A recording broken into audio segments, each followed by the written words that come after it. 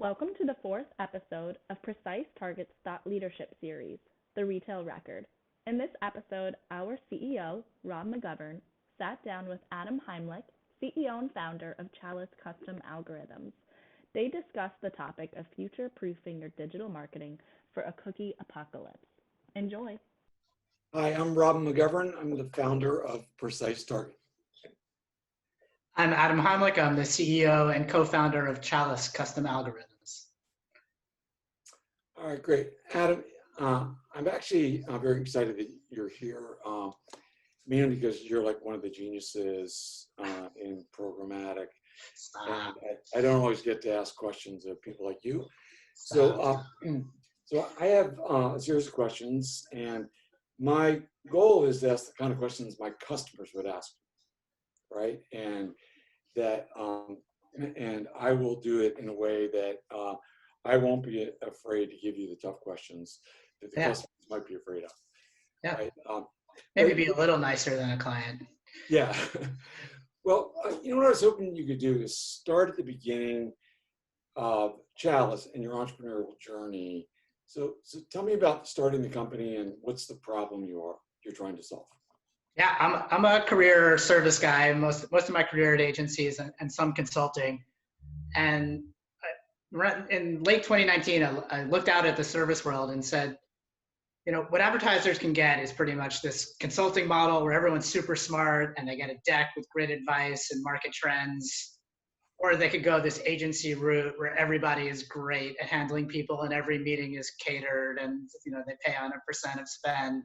And neither of these are really what they need, right? There's big changes coming into the market because of tech and data, the availability of machine learning and cloud-based software and SaaS.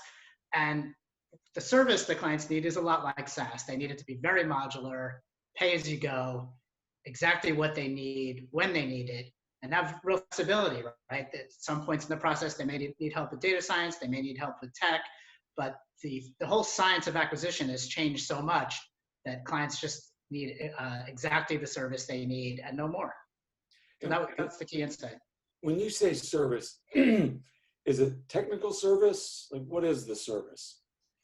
Well, I'm focused on display programmatic acquisition and prospecting. So the whole piece about how you take your product, ads, and data science to market, right? All that is service, right? We distinguish from tech in that we don't have software. We're not a software company. So I'd say service is really utilizing the tech market, the data market, the creative market to get this job done. And like I say, the way these pieces are assembled into offerings fits these two big models of consulting and agency, which are both not exactly right for what clients need. Right. So in the last 6 or 12 months, virtually every client has told me they're either in the process of bringing programmatic in-house or they're planning to do that. Yeah. And since this is kind of your specialty, if you were going to give the clients like 3 bits of advice, right, of how to do this well, what would they be? Yeah, the first and biggest of all is to have a positive vision of what you're doing within housing. Because in my experience, a lot of times the focus is on firing the agency, replacing the agency, right? Or saving money, which are both pretty negative, right? It's really what we're not going to do. Right. So my suggestion for a plan of what you are going to do would be to in-house learning, right? It's saying it's not owning technology or data or having analysts that's going to be valuable at in-housing. It's capturing the new knowledge that tech and data throw off, right? Like right now, that knowledge is aggregated in companies like Google and Facebook to their enormous advantage, right? And advertising, if I'm a big advertiser, I'm throwing off several gigabytes of data a day, terabytes a year. And what am I learning from it, right? If you're working with an agency, probably very little. So when you think of in-housing, think about how do I capture all the gems of knowledge that are potentially in this data that can transform my business and improve my approach to vendors, creative partners, right? Even products. So that's the first one and the big one. And the others are really in who you put on this team. I would say you need analytics and an engineer on the team, right? If you still have to go outside for those, then you'll probably be weaker than an agency that usually has these, I would say, still too distant, but at least on your team, right? So very important to have those on the team. Think it's not just media buyers, but it's going to be, you want to bring media buying, analytics, and engineering as close as you can together. And the engineering is mostly JavaScript, tag-based stuff, but the other engineering is helpful too. And then number 3 is test every quarter. The real danger of an in-house media team is getting mired in the things you adopted first. So my experience of an agency's strength is that they're market facing. Everyone comes and pitches them. Not everyone comes and pitches in-house teams, right? People come to pitch you might be the bottom of the barrel. That's the top of the barrel is pitching big agencies. So you have to have a market-facing role. It could be a consultant, but you need someone who's looking out at the tech market, finding what seem to be opportunities and testing them aggressively, not having a risk-averse approach to new tech. And so when should a client call you, right? Because the vendor market's really noisy and crowded, but there's a moment when you say, that one, we can solve that problem. What is that? The one we're getting traction around now is incrementality, right? I think advertisers who are advertising in multiple channels usually have some sense that their CPAs aren't real, right? At the extreme case, their incrementality is very low, and what their partners are doing is like handing out coupons to customers at the cash register and then taking credit for that coupon redemption, saying, I brought this customer in, when they didn't. So the first case study I saw on custom algorithms was from Uber. I was a judge in the Ad Exchanger Awards, and their in-house team submitted a custom algorithm to drive incremental rides on the Uber app, right? So they had an extreme version of this case where their agency was taking credit for driving rides. Well, Uber, everyone who has the Uber app gets rides on it, right? They were interested in incremental rides. So they needed an algorithm that was going to understand the difference between exposed and unexposed riders, and could hone in on the incremental ones and drive more of them. And this case study ended with 800% lift. So I read this case study. They used the Beeswax platform, which has a very flexible bid models application. And I said, oh, everyone's going to do this. Like the idea for Chalice started germinating that day. Uber won that award. It was like, one of those experiences reading the entries and knowing, oh, this is no contest. Every single judge is going to give it to these guys. So incrementality is a relatively straightforward issue, but any client who has custom metrics, who is driving to something besides last touch, I would say is a good candidate. Other signals are just, if you just believe and understand that in large quantities of data are insights that people wouldn't have without large quantities of data, right? If you're aware of that and you're aware of it having happened in sports and finance, right, that humans have biased decisions and data can make less biased decisions, then I think you should be enticed by the prospect of getting into the log files, the event level data from your buying platform, and starting to learn from it, right? Starting to apply machines to learn from it. That's the core work that Chalice does. We do it all transparent and open to you. And some certain clients aren't ready for it, but we're betting there's a critical mass of advertisers who are. All right. So now I think every customer that is tuned into the market is really somewhere between worried and freaked out about the cookie apocalypse. And I'll add mobile identities as well to that. And so what's your take on this, right? How's the world going to be different when we can't identify users by devices and browsers?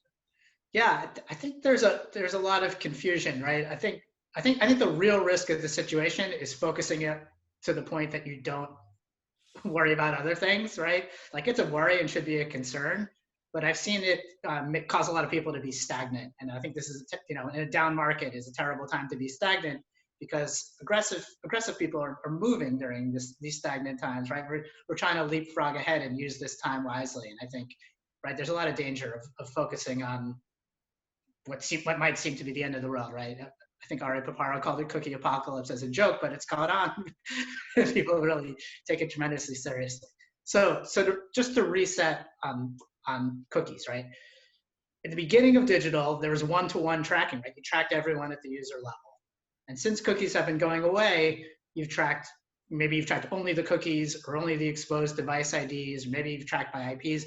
But I would just consider what you're tracking since Safari as a panel, right? It's a representative sample of who's trackable. It's not one-to-one. So the companies that really need one-to-one and to track everyone are platform companies, right? Advertisers don't need that. Advertisers should know they can do what they do with a panel, because what they've done on the internet the past 5 years has been a panel, and everything they've done on TV, offline, direct mail has basically been panel based. So in the most apocalyptic scenario, digital goes to a panel solution, right? Everything will be opt-in, someone is opted in to be tracked, and that's who you can track. Now there's a lot of options in between that, and we could talk all day about where things will land, but I set people at ease by saying worst case scenario is digital is based on panels. And guess what? When it's based on panels, data science can still do great work for your business. It's still important to have access to that data, right? And it's even harder to have alpha, right? It's harder to know something others don't when people have to use panels because they're shared. So I think the kind of services that we're offering are at least as important in the worst case scenario world. That said, we know a lot about tracking and possibilities and where things might and might not land, and feel like we can help future-proof any customer's acquisition approach. Like you said, that that would be a topic we could spend a few hours on. So let's shift gears to Facebook and Google. I think I see two things happening in customers. One, they say it works, and two, they're scared to death, right, of being dependent on like this narcotic, and particularly because they give up so much data and so much control. And and I advise customers to have a mix of open web programmatic and these platforms. What's your take on that? What do you recommend? Yeah, it's a data pool. The bigger you are, the more you should be worried, right? So Google and Facebook make most of their money from a long tail of advertisers who are mostly competitors with big brands, right? So, and one of the ways that they're able to do that is using big brands' data, right? So if I'm D2C for exercise equipment, I'm benefiting enormously from Peloton data in Facebook, right? They know who's in market for the data, and it's great for me if I'm small. But as soon as you're big and you have imitators, big enough to have imitators and to be on the losing side of data pooling, you should be worried, right? Because their real asset is not machine learning. Most machine learning software is open source, right? It's been around for 20, 30 years. We use Amazon SageMaker. It's the same tool that Amazon uses for their own machine learning. So I think when people are scared, they're rightly scared, but what they shouldn't be scared of is machine learning, because it's the data is the fuel. And if they could pull this data out of that pool and start to build their own algorithms on it, they'll start to have another option, right? Maybe, there are some clients for which Facebook and Google have really valuable data, but there's others who don't. And I think it's worth finding out. What do you have in your own data? Your partner's data? I've always wondered how risky it is for the data providers like us, that we show up with an audience that we use on their platforms. They can go beyond doing a lookalike, right? They can basically clone the audience, and it just worries me what they're doing, what they're learning from other people's data. Yeah, I mean, I think that the saving thing for like you is that they drive to very few outcomes. Right, so they're only looking to steal your data for the extent that it helps them drive Google's case last touch. Facebook has a few more outcomes that they care about, interactions and stuff. And advertisers actually have more sophisticated views of outcomes. I think a good example is in retail is you think of discounting, right? Your data is helping people leverage greater LTV out of their acquisition budget, where Facebook is really just looking for discounts, right? That kind of tension where the media team always wants to discount. The tension where the media team always wants to discount and the analytics team always wants to lift LTV, right? Is Facebook's on the media side of that, and they're not pursuing the world like Chalice is, where those are together. Right. So now you recently testified before Congress, and for everyone who watches, he does wear jackets and shirts Yeah, sometimes. cleaned up. But and bringing this up is sort of appropriate with the Justice Department announcing their action against Google yesterday. So what happens, right, with Google's the first. I wouldn't be surprised if Amazon is next, and maybe Facebook. So what's your outlook? What do you see happening? Yeah, well, no one knows exactly what's going to happen, but I think we know a bit about what's going to happen. I mean, I think it's just what's unknown is the extent, but what we know is that Google will be deterred, right? Finally, like this is something that they didn't want, and it's notable that nothing else has deterred them, right? A lot of the charges in yesterday's filing were brought in 2013, 2014, and ultimately it was the FTC that time decided not to bring the case. And Google pressed harder, right? After that is when they merged the search and Gmail data into DoubleClick, right? So it just goes to show that they're not deterred by investigations and the threat of charges, but they have to be somewhat deterred by actual charges, right? While this case is pending, they can't, shut down all cookies out of Chrome. Like they weren't planning to do that right now, but they can't do it while the case is pending. Like it starts to actually change their behavior. So that's why I say the extent is what's unknown. We don't know how much it'll change their behavior.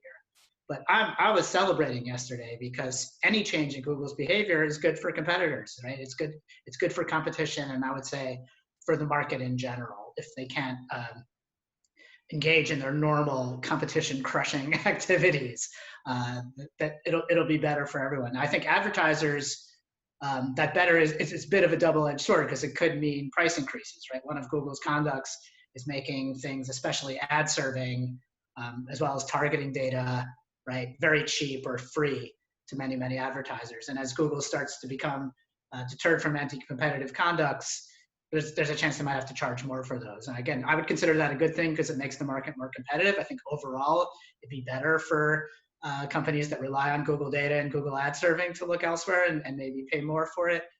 But I think that's still just short-term pain, and that competition will result in prices landing where they match the value. I don't know if you remember this or were born yet, I should say, but Apple was the biggest beneficiary of Microsoft's antitrust suit because Microsoft invested, I think it was $400 million in Apple, and Apple was teetering on oblivion. Yep. And they put the money in because they wanted to tell Congress they had a competitor. Yeah. And they literally saved Apple. And that was about the time that Jobs left Pixar and rejoined Apple.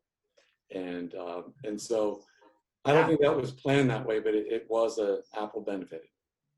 It's interesting. I mean, sometimes Google points to the Trade Desk's success as proof that they have a competitor. So I think an argument can be made that part of Trade Desk's success was needed by Google. I don't know if they helped, but they might not have crushed them as badly as they might not have harmed them as much as they could have. I think the companies that will be ready to testify against Google will be the retargeting vendors. I would hope so. Google just wiped out Criteo and AdRoll, and what was going to be a hot segment. I think Criteo trades at discounted cash right now. What about multi-touch attribution? Like, who's left? Yeah, that's right. They cleared that market right out. Yeah, that's right. And that actually, I was going to bring that up is, whenever I interview a salesperson to join our sales team, and I ask them what they're selling, and then I say, how's it work? And their biggest frustration is no one's measuring. Yeah. Right? They say no one's really doing attribution. And I actually think that's one of the symptoms of why we have bad data in the market, right? Because if you're selling schlocky data, no one's paying attention. Yeah, and bad websites. If you could monetize a crappy website with crappy ads, it's just the same as a good website with high attention, then what's the incentive to make a good website? And so do you have recommendations for customers that want to measure beyond last touch?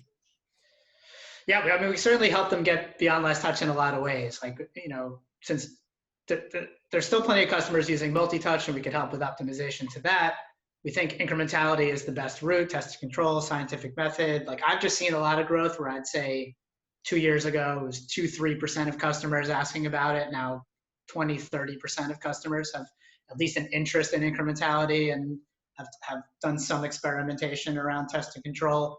I'd say there's very few customers who are just like happy and leaving in their last touch. I mean, companies have gone out of business while still getting last touch results that suggest they're making a lot of money, right? I used to have a list of like 20 retailers that went out of business while their media teams were presumably saying they're getting great ROI. So, people will wise up. Like, it's been a long time that people have been, but I think the Google antitrust stuff helps. I make as much noise as I can about it, that the reason that Google is the reason everyone's on last touch, and Google prefers this. And they say they're releasing other attribution models, and they bought Odometry, which was a decent MTA company. But look closely. Like, look what happens when you really try to attribute accurately. Look how hard they make it, especially compared to if you switch ad servers or work with an incrementality provider. It's really night and day. So I don't have any magic bullet answer, but there are several trends that point in the right direction. In-housing is another, right? When we're pitching an in-houser, I'm talking to someone who's responsible for brand sales. It's a lot different than talking to an agency rep who's looking for the lowest CPM.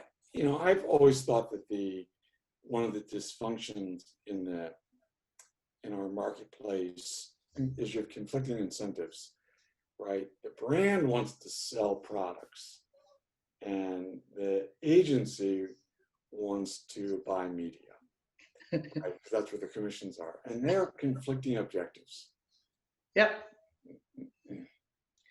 So, I have a point on that, which is like, machine learning has made it worse, right? Like, that is always, the world existed, our business existed with that conflict where the agency would buy as much TV as they can and take as much credit as they can, and it helped the brand some.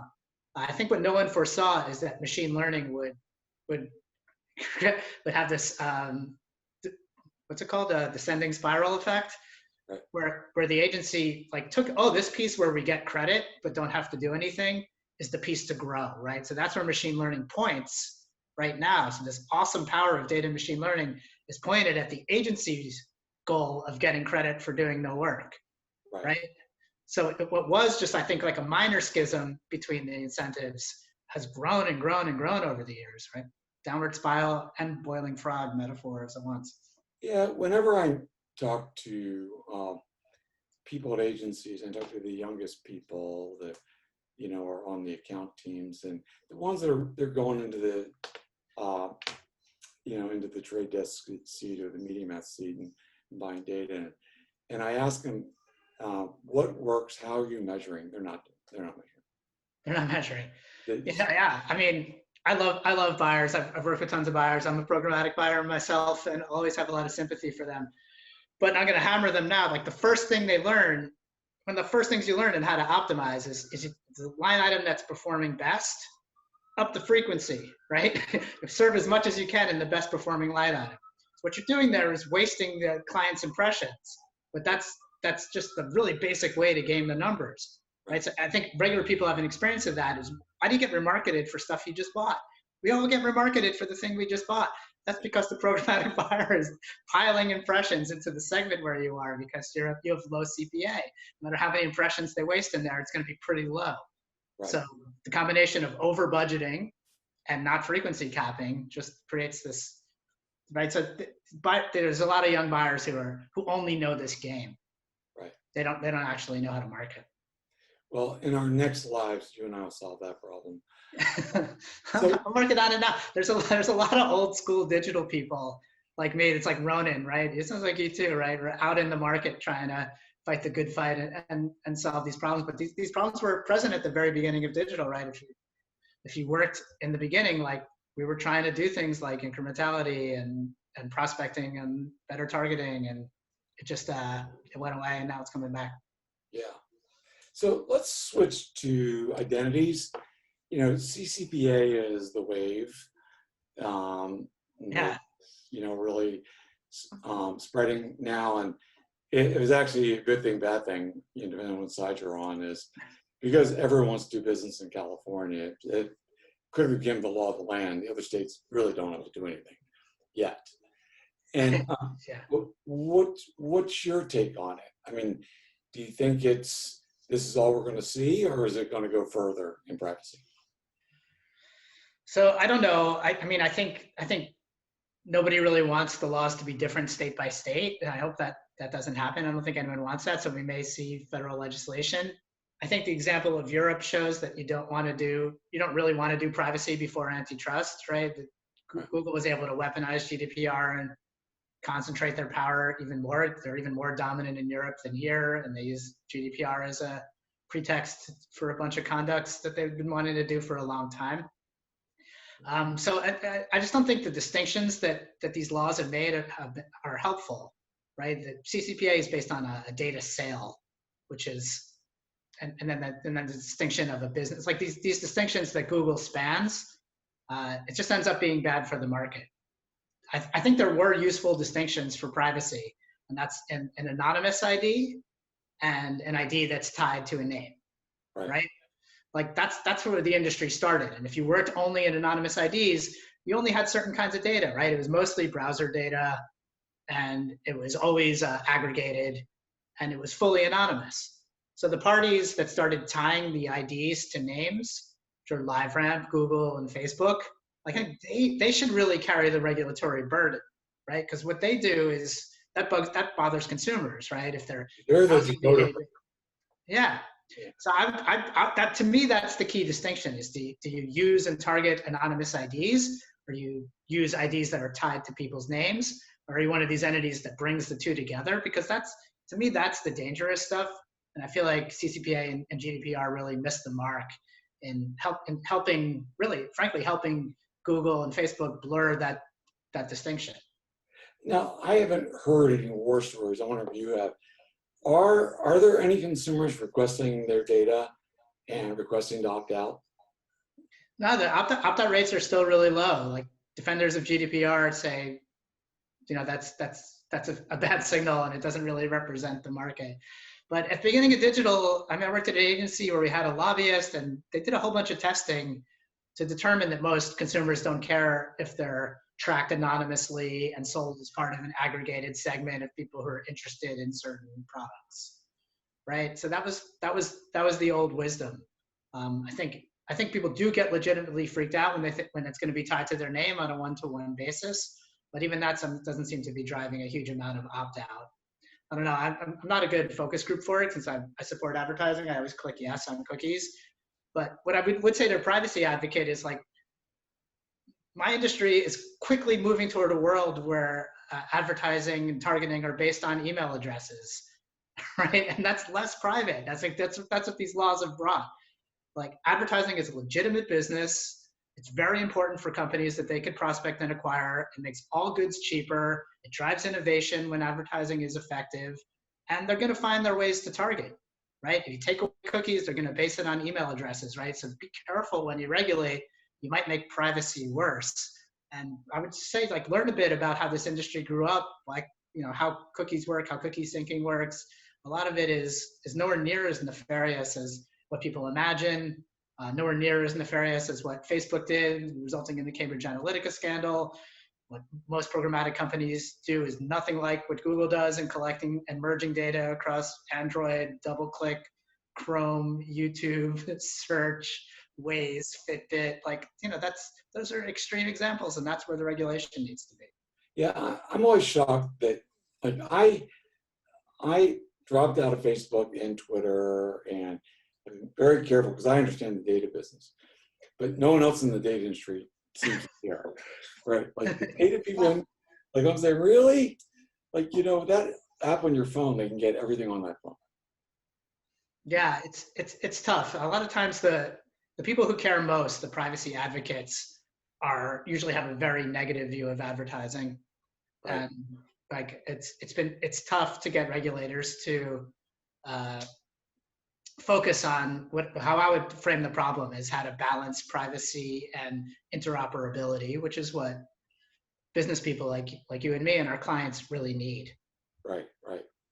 So let's, one final question. I'd love to hear your view of the future, right? And like roll the tape forward 5 years. What's going to be different in digital advertising and programmatic?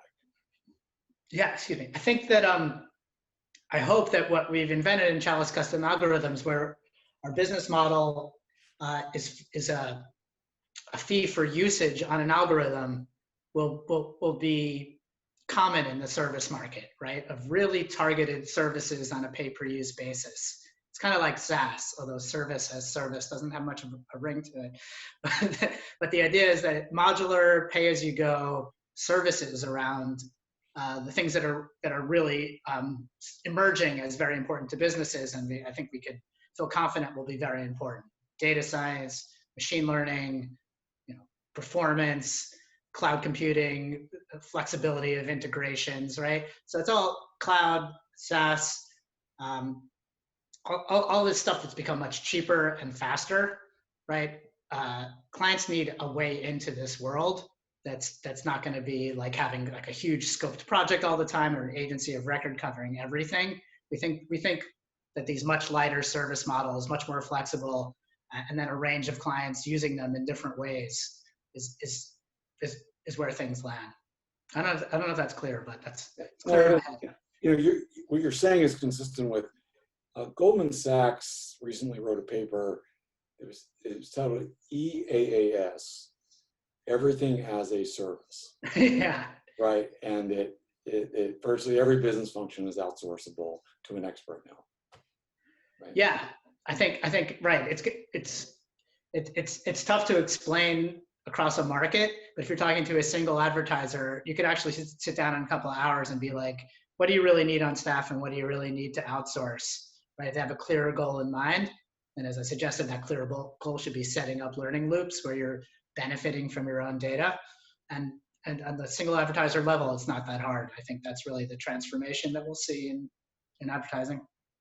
Cool. So Adam, I really want to thank you. This has been really interesting. I'm sure our customers are really going to enjoy hearing from you and your thoughts and opinions. And of course, we'll share this so you can use it with your customers as well. Thanks. Anyone watching this, feel free to reach out at adam@chalice.ai. Any questions, thoughts, suggestions? Appreciate it.